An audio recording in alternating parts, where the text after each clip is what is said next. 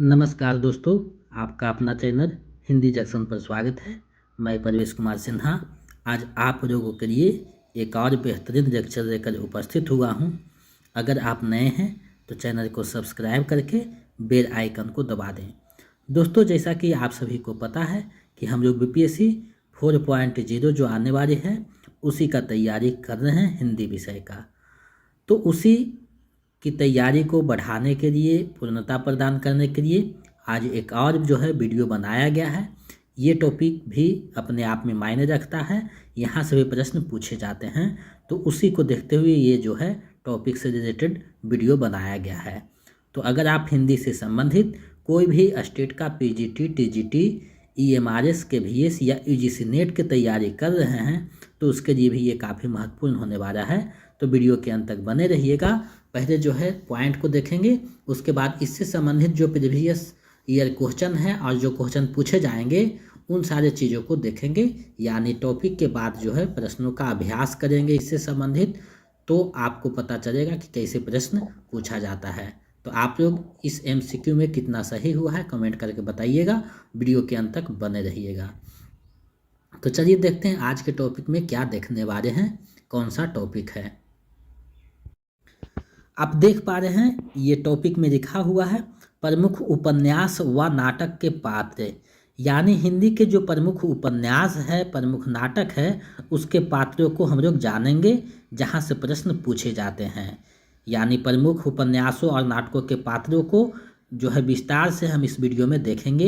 ये 39वां लेक्चर है, इससे पहले 1 से 38 तक करवा दिया गया है। अगर आप नहीं देखे हैं तो वीडियो के डिस्क्रिप्शन में लिंक दिया हुआ है, वहाँ से देख सकते हैं। साथ ही साथ जो है टीआरई 1.0 से लेकर 3.0 तक जितने भी प्रीवियस ईयर क्वेश्चन हैं 6 to 12 तक के सभी को करवा दिया गया है। उसका भी लिंक जो है प्लेलिस्ट में दिया हुआ है, वीडियो के डिस्क्रिप्शन में आप वहां से डाउनलोड कर सकते हैं। और जो 28 प्रैक्टिस सेट बनाया गया है, बताया गया है, उसका भी प्लेलिस्ट बना हुआ है, वीडियो के डिस्क्रिप्शन में लिंक दिया हुआ है, तो वहाँ से आप देख सकते हैं अगर नहीं देखें हैं तो, क्योंकि ये सारी चीज़ों को देखना ज़रूरी होता है। और सोमवार से हो सकता है व्याकरण का जो है क्लास स्टार्ट हो जाए, तो व्याकरण को देखेंगे। हिंदी साहित्य लगभग ख़त्म की ओर है, 2-3 टॉपिक और बचा हुआ है तो उसको देख लेंगे। तो अगर आप बीपीएससी टी 4.0, टीजीटी, पीजीटी यानी 6 से लेकर 12 तक हिंदी विषय के किसी भी वर्ग का तैयारी आप कर रहे हैं तो ये वीडियो आपके लिए काफ़ी महत्वपूर्ण होने जा रहा है। साथ ही हिंदी से संबंधित कोई भी कंपटीशन का तैयारी कर रहे हैं तो उसमें भी ये ज़्यादा महत्वपूर्ण होने वाला है।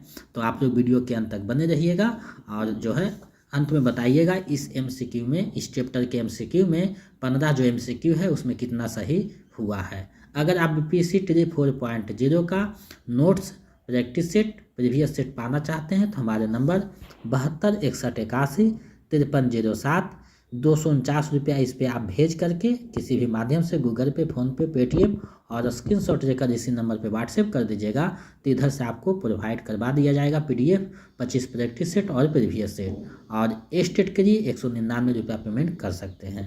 अगर आप मेरा नोट्स, प्रैक्टिस सेट ये सब रखते हैं तो अलग से कोई पुस्तक लेने की आवश्यकता नहीं है। तो चलिए बिना देर करते हुए आज के टॉपिक को देखते हैं।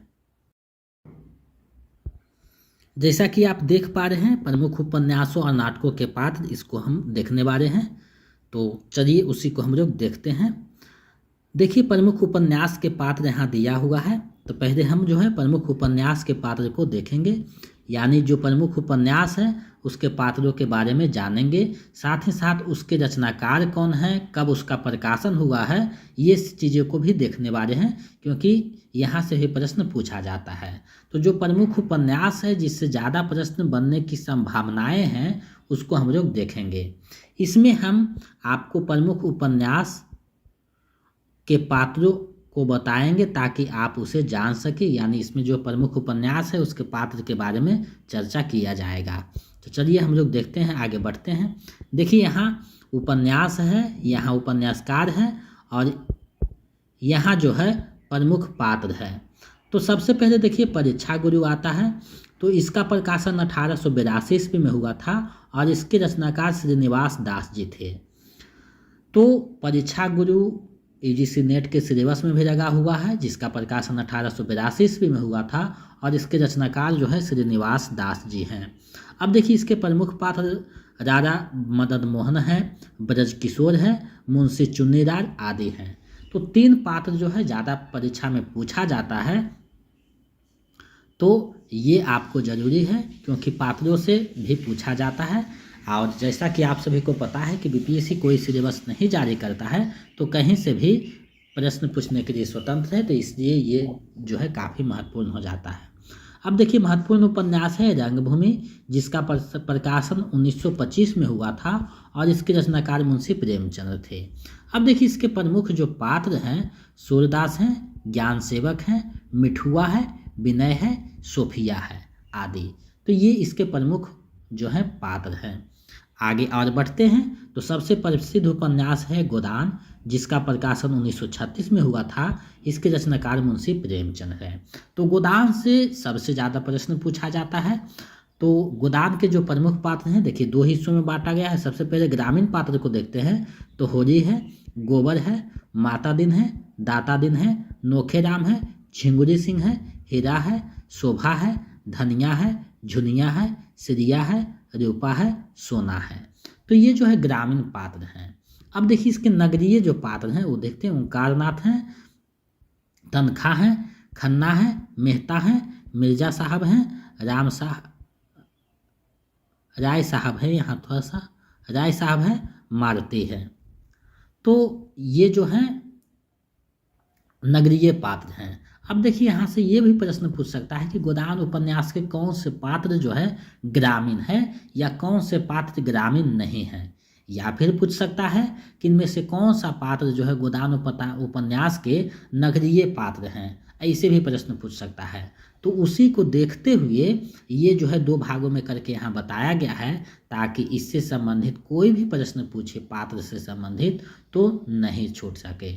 और ये उपन्यास काफ़ी महत्वपूर्ण है। अगर इस उपन्यास के बारे में और जानकारी आप जानना चाहते हैं तो हमारे चैनल पे गोदान उपन्यास, मेरा आचर उपन्यास और जो है त्यागपत्र उपन्यास, ये सब जो उपन्यास हैं प्रमुख उपन्यास, उसके बारे में विस्तार से जो है वीडियो बनाया गया है, वहाँ से देख सकते हैं और अपनी जानकारी को बेहतर कर सकते हैं। आगे हम लोग बढ़ते हैं। देहाती दुनिया उपन्यास आता है, ये भी बहुत प्रसिद्ध उपन्यास है। 1926 में इसका प्रकाशन हुआ था। शिवपूजन सहाय जो है इसके रचनाकार हैं। तो शिवपूजन सहाय रचनाकार हैं। देहाती दुनिया उपन्यास है। तो इसके जो प्रमुख पात्र है रामटहर सिंह हैं, मनबहार सिंह हैं, सुहावन है, बुधिया है, सुगिया है, बतसिया है, फुरगोनिया है। तो ये जो है इसके पात्र हैं देहाती दुनिया उपन्यास के। तो देहाती दुनिया उपन्यास का जो प्रकाशन है 1926 में और इसके रचनाकार जो है शिवपूजन शाह हैं, जिसके ये पात्र थे। अब जो है आगे हम लोग बढ़ते हैं। तो वानभट्ट की आत्मकथा है, 1946 में प्रकाशित हुआ था। हजारी प्रसाद द्विवेदी की जो है उपन्यास हैं, जिसमें वानभट्ट, अघोर भैरव, बिरति वज्र, निपुणिका या न्यूनिया। देखिए यहाँ एक प्रश्न आता है, निपुणिका या न्यूनिया दोनों एक ही हैं। तो कहीं निपुणिका दे देता है या कहीं न्यूनिया दे देता है, तो आप इससे घबराइएगा नहीं, दोनों एक ही हैं। भट्टनी है, सुचिता है, महामाया है। तो ये जो है वानभट्ट की आत्मकथा के प्रमुख पात्र थे और हजारी प्रसाद द्विवेदी इसके रचनाकार हैं। कुछ और है उसको हम देख लेते हैं। अब देखिए झूठा सच जो है उपन्यास है, 1958-60 में प्रकाशित हुआ था 2 भागों में। तो यशपाल जो हैं इसके रचनाकार हैं और ये उपन्यास जो है यूजीसी नेट के सिलेबस में भी लगा हुआ है। तो ये जो है यहाँ जितने भी बताए जा रहे हैं देहाती दुनिया को छोड़ करके बाकी सभी जो है रंगभूमि और देहाती दुनिया छोड़ करके बाकी जो भी हैं सभी यूजीसी नेट के सिलेबस में लगा हुआ उपन्यास है, इसलिए यहाँ से प्रश्न ज़्यादा पूछने की संभावनाएं बन जाती है। तो आप लोग वीडियो के अंत तक बने रहिएगा और चीज़ें को अच्छे से देखिएगा। अब देखिए जयदेव पुरी, सुदजी, प्राणनाथ, कनक, उर्मिला, तारा, ये जो है झूठा सच उपन्यास के प्रमुख पात्र हैं। तो यहाँ से इन्हीं पात्रों से संबंधित प्रश्न आपको पूछा जाएगा। उसके बाद शेखर एक जीवनी है, जिसका प्रकाशन 1941 में हुआ था और इसका दूसरा भाग जो है 1943 में आया था। अगेन इसके रचनाकार हैं। इसके प्रमुख पात्र हैं शेखर, सरस्वती, शशि, शारदा, शांति आदि। तो ये जो है इसके प्रमुख पात्र थे। शेखर एक जीवनी जो है अज्ञे का जो है मनुष्य विश्लेषणवादी जो है उपन्यास है, ये आपको ध्यान में रखना है। उसके बाद देखिए आता है मैरा आंचल, बहुत ही प्रसिद्ध उपन्यास है। 1954 में इसका प्रकाशन हुआ था और फणीश्वर नाथ रेणु इसके रचनाकार थे। मैरा आंचल एक आंचलिक उपन्यास है, ये भी आपको ध्यान में रखना है। और ये जो है बिहार के पूर्णिया जिले के मेरीगंज नामक एक गांव है, वहीं पे जो है केंद्र में रख करके इसको लिखा गया है। अगर पूछ देगा कि पूर्णिया जिले के किस गांव का चर्चा है मेरा आंचल उपन्यास में, तो मेरीगंज गांव है। तो ये आपको ध्यान में रखना है। और इसके जो प्रमुख पात्र हैं, प्रशांत हैं, कमरा हैं, बालदेव हैं, कालीचरण हैं, महंत हैं, सेवादास है, विश्वनाथ प्रसाद है, बामन दास है, लक्ष्मी दासिन है। अब देखिए मैरा आंचल उपन्यास के में बहुत सारे पात्र हैं, जिसको आपको यहाँ पे प्रस्तुत करना बहुत मुश्किल है, क्योंकि सीमित पात्र नहीं है, बहुत सारे पात्र बदलते हैं, आते हैं भूमिका में, और जो है क्षेत्रीयता का जो है प्रतिनिधित्व करते हैं। तो ये जो प्रमुख पात्र था जहाँ से प्रश्न पूछने की संभावना है, उसी को आपको बताया जा रहा है। उसके बाद जो है आपका बंटी है, 1971 में प्रकाशित हुआ था, मन्नू भंडारी का उपन्यास है। इसका जो प्रमुख पात्र है बंटी है, अजय है, शकुन है और डॉक्टर जोशी है। तो ये प्रमुख पात्र था उपन्यासों, जो प्रमुख उपन्यास हैं उसके जो पात्र हैं जहाँ से प्रश्न पूछा जाता है, वही ये पात्र थे जिसको मैंने आप लोगों के समक्ष प्रस्तुत किया, ताकि यहाँ से जो भी प्रश्न आए उसका जो है आप आंसर कर पाएँ। अब जो है प्रमुख नाटक जो है जहाँ से प्रश्न पूछे जाते हैं उसको हम लोग देखते हैं। तो प्रमुख नाटकों के पात्र को जानेंगे इसमें, ताकि आपका जो प्रश्न पूछा जाता है वो सही हो सके। तो सबसे पहले देखते हैं भारत दुर्दशा नाटक है, जिसका प्रकाशन 1880 ईस्वी में हुआ था। इसके रचनाकार जो हैं भारतेंदु हरिश्चंद्र जी हैं, यानी ये नाटक को लिखने वाले भारतेंदु हरिश्चंद्र हैं। और इसके जो पात्र हैं भारत हैं, भारत भाग्य है, भारत दुर्दैव है, सत्यनाश है, रोग है, आलस्य है, मदिरा है, अंधकार है, निर्लज्जा है, डिसलॉयल्टी है आदि। तो ये जो है इसके प्रमुख पात्र हैं, जिसमें भारत की दुर्दशा जो है हो रही थी अंग्रेजों के समय, उस पर जो है केंद्रित करके लिखा गया था। इसमें जो नायक है भारत रहता है और उसका साथी जो है भारत भाग्य रहता है।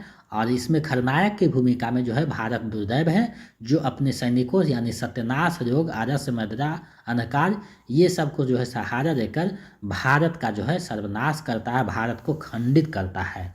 तो ये भारत दुर्दशा पे जो है इसी में एक पंक्ति जो है भारत भाग्य गाता है, आहा भारत दुर्दशा न देखी जाए, आबहू मेरे सब जो भारत भाई भारत दुर्दशा देखी न जाए।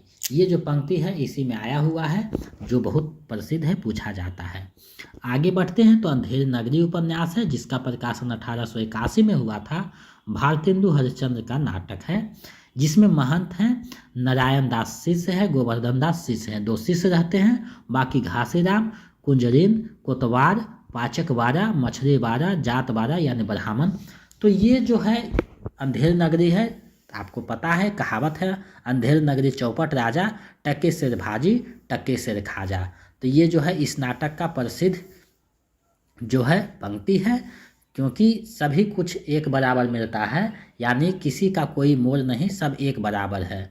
तो इसीलिए अंधेर नगरी चौपट राजा इसका जो है किया गया है, जिसमें ये कहानी चलता है। बहुत ही अच्छा नाटक है, ये पढ़िएगा तो आपको बहुत मज़ा आएगा और अच्छा भी है, पूछा जाता है प्रश्न। आगे बढ़ते हैं तो स्कंदगुप्त नाटक है, जिसका प्रकाशन 1928 ईस्वी में होता है और इसके जो रचनाकार हैं जयशंकर प्रसाद जी हैं। यहाँ से सबसे ज़्यादा प्रश्न पूछा जाता है नाटक में। तो ये जो है स्कंदगुप्त, इसके प्रमुख पात्र हैं कुमारगुप्त हैं, पर्णदत्त हैं, चक्रपालित हैं, मातृगुप्त हैं, भट्टारक हैं। उसके बाद स्त्री पात्र में देवसेना है, देवकी है, अनंत देवी है, विजया है, कमरा है, रामा है, जयमाला है। तो ये जो है प्रमुख पात्र हैं स्कंदगुप्त के। तो TRE 1 में पूछा गया था कि देवसेना जो है किस नाटक के पात्र हैं। ये प्रश्न आपको TRE 1 के 9 to 10 जो एग्ज़ाम हुआ था TGT में, उसमें पूछा गया था। तो आगे भी पूछा जाता है, तो कभी भी पूछा जा सकता है, इसलिए इसको पढ़ना जरूरी था, ताकि आप देख सकें और ध्यान में रख सकें। आगे बढ़ते हैं। चंद्रगुप्त नाटक है, जिसका प्रकाशन 1931 में हुआ था। जयशंकर प्रसाद इसके रचनाकार हैं। इसके जो प्रमुख पात्र हैं चंद्रगुप्त हैं, चाणक्य हैं, राक्षस हैं, सिकंदर हैं, पर्वतेश्वर है, सिहरन है, अर्का है, सुभाषनी है, कल्याणी है, मालविका है, कर्णरिया है। तो ये जो है चंद्रगुप्त नाटक के प्रमुख पात्र हैं। चंद्रगुप्त नाटक का जो है प्रकाशन वर्ष और रचनाकार ये ज़्यादा पूछा जाता है कि चंद्रगुप्त नाटक का प्रकाशन कब हुआ था, तो 1931 में, और इसके रचनाकार कौन है, तो जयशंकर प्रसाद हैं, ये ज़्यादा पूछा जाता है। आगे जो है ध्रुव स्वामी नाटक है जिसका प्रकाशन 1933 में हुआ था। जयशंकर प्रसाद इसके रचनाकार हैं। इसमें भी चंद्रगुप्त है, रामगुप्त है, शिखर स्वामी है, सकराज है, खिंगिर है, मिहिर देव है, ध्रुव स्वामी है, मंदाकिनी है, कोमा है। ये जो है प्रमुख पात्र हैं ध्रुव स्वामी के, तो 1933 में। और जयशंकर प्रसाद का सबसे अंतिम नाटक है, यानी सबसे अंतिम में प्रकाशित यही नाटक हुआ था जयशंकर प्रसाद का 1933 में, ध्रुव स्वामी। तो इसको जानना जरूरी था। आगे बढ़ते हैं तो अंजू दीदी नाटक है जिसका प्रकाशन 1935 में हुआ था और इसके रचनाकार हैं उपेंद्र नाथ अस्क। तो इसके जो प्रमुख पात्र हैं वकील साहब हैं, श्रीपत हैं, राधु हैं, नीरज है, अंजू दीदी है, अनिमा है, मुन्नी है, इसके प्रमुख पात्र हैं। उसके बाद अंधा युग जो है नाट्य काव्य है, यानी ये जो है कविता में ये नाटक चलता है। 1954 में इसका प्रकाशन हुआ था और धर्मवीर भारती का बहुत ही प्रसिद्ध जो है काव्य नाटक है। और ये हमेशा पूछा जाता है अंधा युग किसका काव्य नाटक है, किस विधा की है, तो काव्य नाटक है, ये कविता में लिखा हुआ नाटक है।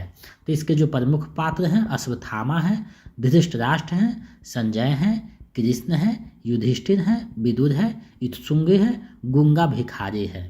तो ये जो आपको है ध्यान में रखना है। आगे बढ़ते हैं तो प्रसिद्ध उपन्यास में जो ज़्यादा प्रश्न में पूछा जाता है उसमें मोहन राकेश का नाम आता है और उनका नाटक है आषाढ़ का एक दिन जिसका प्रकाशन 1958 में हुआ था और इसके रचनाकार मोहन राकेश हैं। इससे भी बहुत ज़्यादा प्रश्न पूछा जाता है। आषाढ़ का एक दिन अपने आप में एक प्रसिद्ध उपन्यास है और इसका जो है प्रश्न ज़्यादा पूछा जाता है। तो इसके जो प्रमुख पात्र हैं कालिदास हैं, दंतुर हैं, मातुर हैं, विलोम है, निक्षेप है, अनुस्वार है, अनुनासिक है, मलिका है, अंबिका है, प्रियंगु मंजरी है और रंगनी और संगनी है। तो ये जो है प्रमुख पात्र हैं। ये जो नाटक है आषाढ़ के एक दिन यानी शुरू दिन से शुरुआत होता है और आषाढ़ के शुरू दिन में ख़त्म होता है, ये आपको ध्यान में रखना है। और इससे ज़्यादा आपको देखना है तो वीडियो बना हुआ है वहाँ से आप देख सकते हैं। तो ये नाटक से ज़्यादा प्रश्न पूछा जाता है। अगर आप हिंदी के विद्यार्थी हैं तो ये नाटक को पढ़नी चाहिए। बहुत ही प्रसिद्ध नाटक है जिसमें कालिदास के जीवन पर केंद्रित करके लिखा हुआ है और इसमें प्रेम और गांव से लगाव और कैसे आदमी कोई बड़ा बन जाता है तो संपत्ति के रूप में यहाँ से गांव छोड़ करके चला जाता है, ये भी दिखाया गया है। कैसे खलनायक जो है किसी के जाने पर जो है उसके प्रेमिका के साथ दूसरा संबंध बताता है, शादी कर देता है, ये भी दिखाया गया है। आने पे कैसे पछतावा होता है कालिदास को, ये भी दिखाया गया है। तो ये बहुत ही बेहतरीन नाटक है, इसको आपको पढ़ना चाहिए। उसके बाद लहरों के राजहंस है जिसका प्रकाशन 1963 में हुआ था। मोहन राकेश का ये भी प्रसिद्ध नाटक है। इसके जो पात्र हैं नंद हैं, सुंदरी है, अलका है, मैत्रेयी है, निहारिका है, भिक्षु है, आनंद है, शशांक है, श्वेतांक है, श्यामांग है। तो ये देखिए प्रसिद्ध है नाटक। ये भी इसमें ही कहा जाता है कि नारी का आकर्षण अगर पुरुष को पुरुष बनाता है तो बुद्ध भी बना देता है, आकर्षण उसको बुद्ध बना देता है। ये पंक्ति इसी में कहा गया है। तो ये पंक्ति बराबर पूछा जाता है। आधे अधूरे नाटक है जिसका प्रकाशन 1969 में हुआ था। मोहन राकेश का बहुत ही बेहतरीन नाटक है जो आधुनिक समाज है जिसमें स्त्रियों और पुरुषों का जो रूप है बदलता है उसी पे केंद्रित करके ये दिखाया हुआ नाटक है। बहुत ही कुछ कोई भी चीज़ जो है आधे अधूरे कह दिया जाता है। जैसे आप उसको पढ़िएगा तो बातों बातों में इशारा कर दिया जाता है। जैसे सावित्री इसकी नायिका है तो जल्दी जल्दी में चप्पल जो है फिट नहीं बैठता है उसके पैर में, तो चप्पल उसके पैर में नहीं फिट बैठने का मतलब है कि वो जीवन में असंतुष्ट है, यानी जो जीवन जो चाहिए था उससे वो खुश नहीं है। चप्पल का पैर में सही नहीं बैठना, क्योंकि उसी का चप्पल रहता है और पैर में नहीं बैठता है अच्छा से, इसका मतलब है कि वो जिंदगी से नाखुश है, असंतुष्ट है। इसमें जो है पुरुष का चरित्र जो है बदलते रहता है, कभी कुछ रूप में, कभी कुछ रूप में, कभी कुछ रूप में। इसमें जो है उसका माया, सावित्री के माया जो है टूटने का भी चर्चा हुआ है, जो बिखर जाता है, यानी उसका जिंदगी भी बिखरा हुआ है। तो ये बिखरता हुआ टूटता हुआ जो समाज है, आधुनिक युग है, उसको जो है मोहन राकेश ने बारीकी से देखा है और इसको इस नाटक में प्रस्तुत किया है। पढ़ना चाहिए, बहुत पतले नाटक है।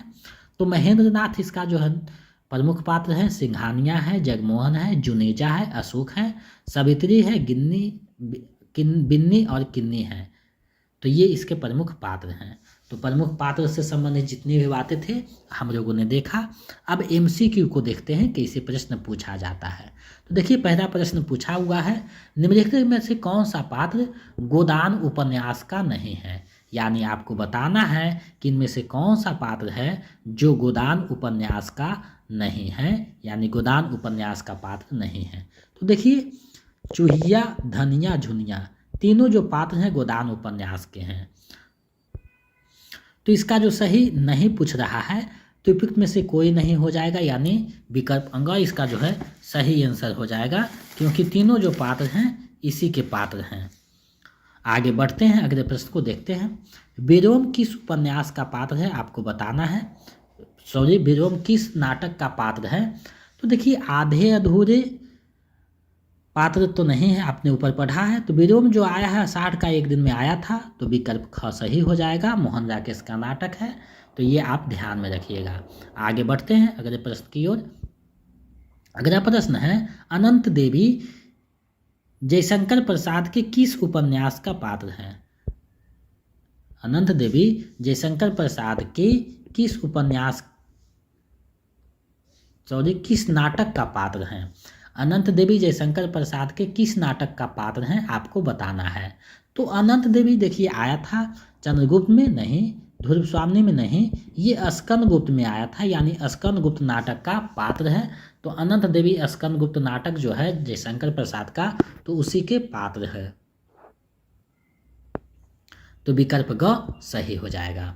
आगे बढ़ते हैं, देखते हैं अगले प्रश्न को। सत्यनाश, रोग, आरस, मदिरा और अंधकार, ये सब किस नाटक के पात्र हैं। यानी ये सारे जो हैं वो किस नाटक के पात्र हैं, आपको बताना है। तो ये सारे जो पात्र हैं आपने पढ़ा था, भारत दुर्दशा जो भारतेंदु हरिश्चंद्र का नाटक था, उसी का ये पात्र है। तो विकल्प क सही हो जाएगा। आगे बढ़ते हैं। चंद्रगुप्त नाटक में दृश्यों की कुल संख्या है। ये जो है TRE 1 में पूछा हुआ प्रश्न है, PGT में। तो चंद्रगुप्त नाटक में दृश्यों की जो संख्या है वो 44 है, आपको पता होनी चाहिए। विकल्प ख सही हो जाएगा, उसमें 44 दृश्य हैं। तो ये चंद्रगुप्त नाटक जो है पढ़ाया हुआ है चैनल पे, अगर आप नहीं देखे हैं तो वहाँ जाकर देख लीजिए, ताकि ये सब इस नाटक से संबंधित जो भी प्रश्न है वो सही हो सके। तो विकल्प ख सही हो जाएगा। आगे बढ़ते हैं। महामाया हजारी प्रसाद द्विवेदी के किस उपन्यास की पात्र हैं। तो महामाया हजारी प्रसाद द्विवेदी के किस उपन्यास का पात्र है, आपको बताना है। देखिए, पुनर्नवा भी हजारी प्रसाद द्विवेदी का उपन्यास है, अनामदास का पोथा भी है, और बाण भट्ट की आत्मकथा है। तीनों जो है उन्हीं का उपन्यास हैं, यानी पुनर्नवा, नामदास का पोथा, बाण भट्ट की आत्मकथा, तीनों जो है हजारी प्रसाद द्विवेदी का उपन्यास हैं। अब देखिए, महामाया जो है किसका पात्र है, तो बाण भट्ट की आत्मकथा का पात्र है। विकल्प ग सही हो जाएगा। आगे जो है बढ़ते हैं। देवसेना जयशंकर प्रसाद के किस नाटक की पात्र है। ये जो है TGT में प्रश्न पूछा गया था, TRE 1 में, वहीं से ये प्रश्न उठाया गया है। तो देवसेना जयशंकर प्रसाद के किस नाटक की पात्र हैं। तो ये जो पात्र है देवसेना, आपको बताया गया था स्कंदगुप्त नाटक का पात्र है, यानी विकल्प ग सही हो जाएगा। आगे बढ़ते हैं। देखिए, ये प्रश्न पूछा गया था, अमृतराव नागर का कौन सा उपन्यास महाकवि सूरदास पर आधारित है। तो ये जो आधारित है, तीनों उपन्यास जो है अमृतराव नागर का है, और खंजन नयन जो है महाकवि सूरदास के जीवन पे आधारित करके लिखा गया है। तो विकल्प ख सही हो जाएगा। तो इस तरीका से देखिए प्रश्न पूछता है, जो आप देख रहे हैं। आगे बढ़ते हैं। शेखर एक जीवनी उपन्यास के नायक के चरित्र की प्रमुख विशेषता क्या है। ये भी प्रश्न पूछा गया था TGT में, TRE 1 में। तो शेखर एक जीवनी जो उपन्यास है, तो उसके नायक के जो चरित्र की प्रमुख विशेषता है, तो विनम्र है नहीं, भावुकता है उसमें नहीं, उदारता है नहीं, ये तीनों नहीं है। तो प्रमुख विशेषता क्या था, तो विद्रोही प्रवृत्ति का था, यानी विद्रोही था, विद्रोही प्रवृत्ति चरित्र है, जो कि विकल्प में नहीं है। इसका सही आंसर विकल्प होगा हो जाएगा उपयुक्त में से कोई नहीं, क्योंकि ये सारे जो है चरित्र की प्रमुख विशेषता नहीं है। आगे बढ़ते हैं। इनमें से कौन सा चंद्रगुप्त नाटक का पात्र नहीं है, यानी आपको बताना है इनमें से कौन सा पात्र जो है चंद्रगुप्त नाटक का नहीं है। तो देखिए कर्नेलिया तो है, करियाने भी है, अर्का भी है। तीनों जो पात्र है चंद्रगुप्त नाटक का है। जयशंकर प्रसाद का जो नाटक है 1931 में प्रकाशित हुआ था और नहीं पूछा है, तो विकल्प अंग हो जाएगा उपयुक्त में से कोई नहीं, क्योंकि तीनों के तीनों जो पात्र हैं चंद्रगुप्त नाटक के पात्र हैं, तो विकल्प अंग सही हो जाएगा। आगे बढ़ते हैं।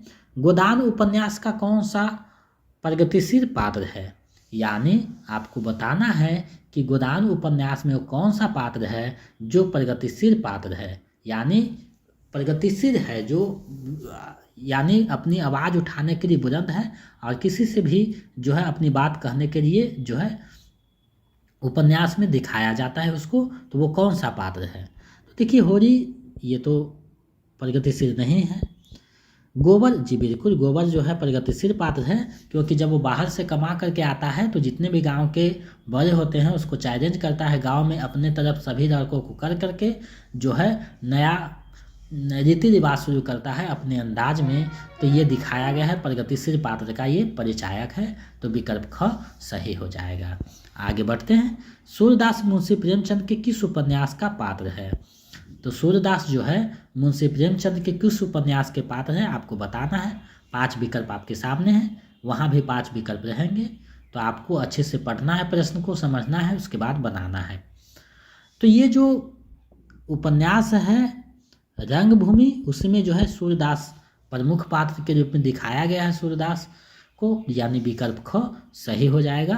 तीनों जो उपन्यास है मुंशी प्रेमचंद का है। आगे बढ़ते हैं, देखते हैं अगले प्रश्न को।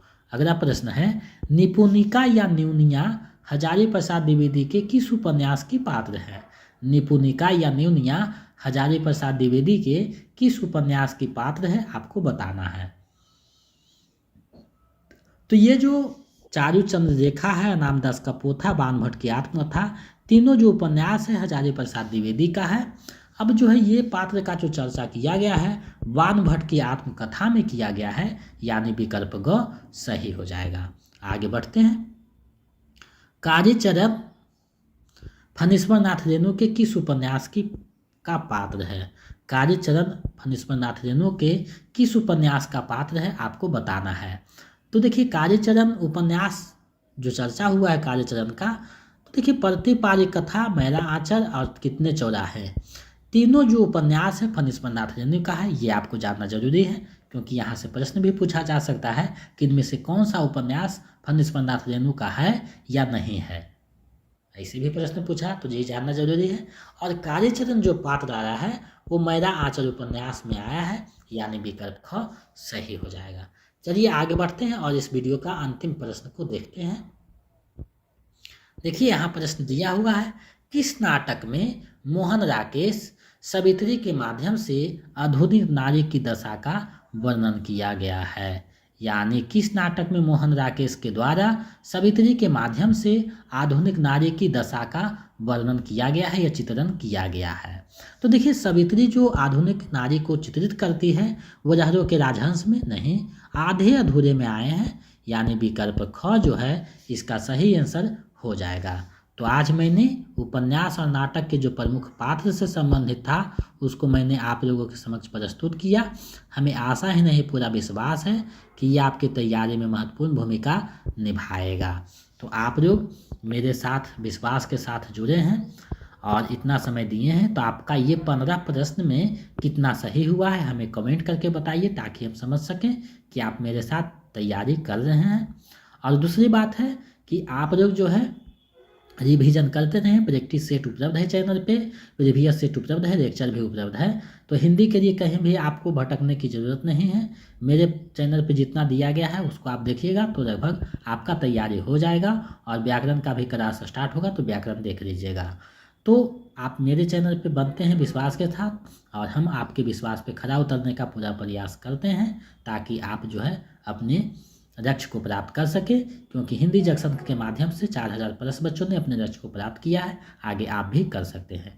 अगर बीपीएससी टी 4.0 का हिंदी का प्रैक्टिस सेट, नोट्स और प्रीवियस सेट चाहिए तो मेरे नंबर 72 61 81 53 07 यानी 5307 पे आप 249 रुपया पेमेंट कीजिए किसी भी माध्यम से, गूगल पे, फ़ोनपे, पेटीएम, और उसका स्क्रीनशॉट लेकर इसी नंबर पे हमें व्हाट्सएप कर दीजिए। तो हम इधर से आपको जो है पीडीएफ उपलब्ध करवा देंगे नोट्स का, 25 प्रैक्टिस सेट का और प्रीवियस सेट का। अगर आप ए स्टेट का चाहिए तो 199 रुपया पेमेंट कीजिए और उसका स्क्रीनशॉट भेज दीजिए तो आपको ए स्टेट का मिल जाएगा। ए स्टेट का जितना नोट्स देंगे उसको पढ़ने से रिजल्ट होने की लगभग गारंटी है। तो इन सारी चीज़ों से जुड़ करके अपनी तैयारी को बेहतर कर सकते हैं। अगर आप नए हैं तो चैनल को सब्सक्राइब करके बेल आइकन को दबा दें। मिलते हैं एक नए वीडियो में, तब तक इतना है। जय हिंद।